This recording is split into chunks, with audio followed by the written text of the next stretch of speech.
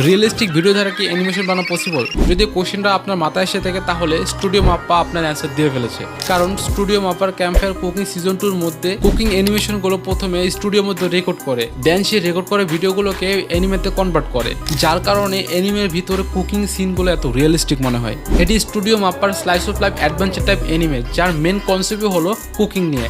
এখন আপনার যদি কুকিং ভালো লেগে থাকে তাহলে এই অ্যানিমে অনেক বেশি ভালো লাগবে। এখন সিজন 1 যারা দেখেছেন তারা কমেন্ট করে জানাতে পারেন।